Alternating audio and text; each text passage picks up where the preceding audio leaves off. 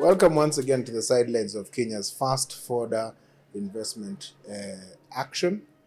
And I'm very pleased to have Magdaline Alukhava of KeNAFF, which is Kenya National Farmers Federation. So, Magdaline, welcome. Thank you so much. Excellent. Maybe you can open by telling us who KeNAFF are and what brings you to a fodder conference. Okay. Thank you so much. My name is Magdaline Alukhava from the Kenya National Farmers Federation. What brings us here is farmers. KeNAFF represents farmers. We are the farmers' voice in Kenya. And anywhere where the farmers' voices need to be heard, of course, KeNAFF will be there. And that's the reason as to why we are here, to represent the Kenyan farmers at this conference. Well, excellent. So what fodder policy are you advancing as KeNAFF yourselves? I'll talk about the most recent one, where we worked with Tegemeo Institute to come up with a policy brief on fodder.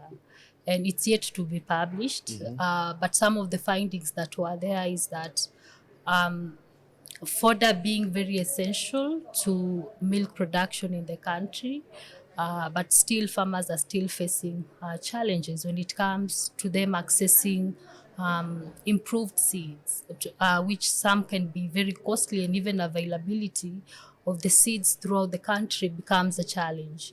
But we also have a challenge where having low access to conservation technologies for storage for fodder. So farmers are still struggling with that.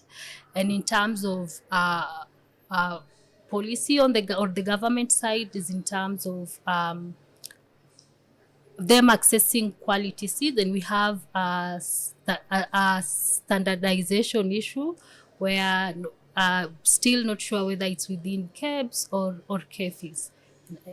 So those are some of the issues that farmers are grappling with, but also to mention inclusion when it comes to women and young people as well in farmers. If you look at our cooperatives, within cooperatives, youth representative is like less than 10%.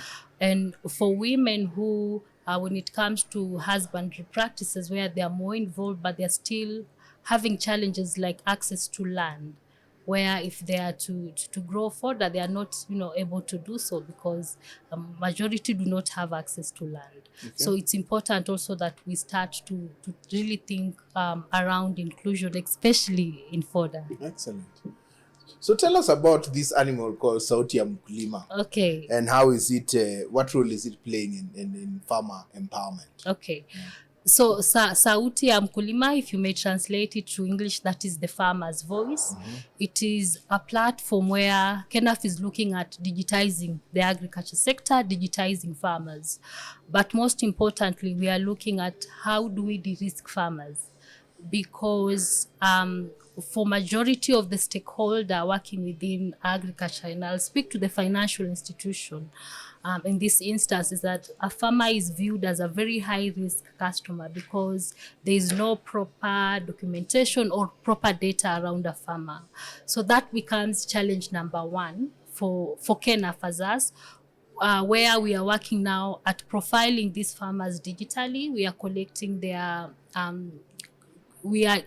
their data, creating digital IDs for them, collecting production data, how are farmers producing so that we can link them to offtake, creating also how farmers are transacting so that we can be able to create a credit score that will facilitate these farmers to access credit.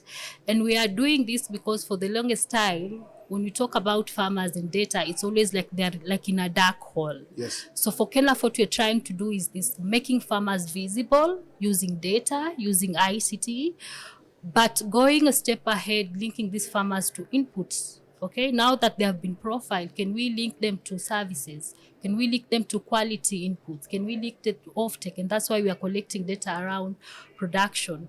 And can we link them also to credit? Because financial inclusion for smallholder farmers is very, very important.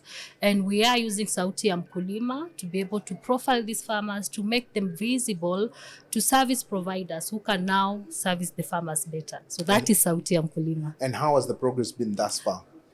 So far, we've profiled over 330,000 farmers, but we are working towards digitizing up to 3 million by 2027. So 10% there. 10% there. Excellent. So with the farmers that we've already digitized, we are actively bringing in off-takers so that farmers have assured market, and also bringing in input suppliers, bringing in financial institutions so that also they are able to lend to farmers. So in the instance where a farmer would not have enough capital to do production, the financial institution is there to be able to lend to farmers. So you'll see that a farmer is able to produce comfortably, knowing that I can access inputs, I can access markets, and I can access credit as well.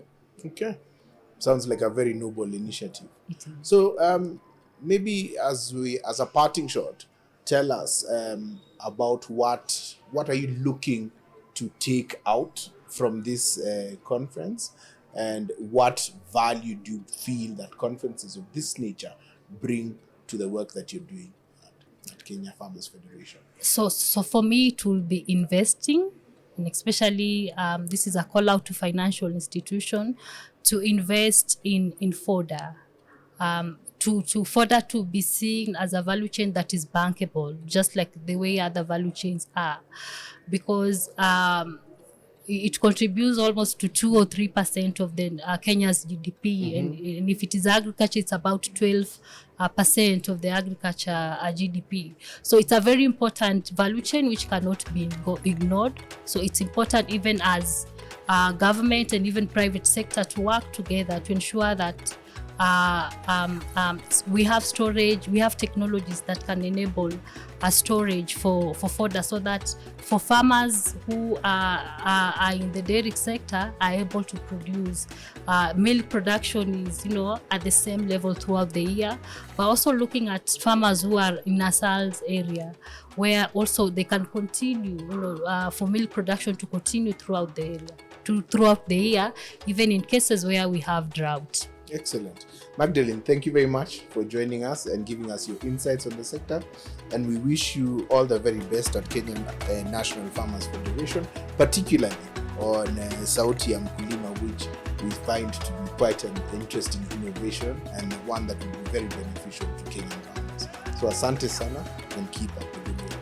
I also appreciate the platform, and also if I can call out to stakeholders, especially on Sauti ya Mkulima, any person who works with a farmer, any organization that works with a farmer, as KeNAFF, we are ready to collaborate, because we believe that if a farmer is empowered, that is how the country will be able to grow and develop. So this is just a call out to all. KeNAFF is ready to partner with all. Thank you. Excellent. Thank you very much, Magdaline. Thank you.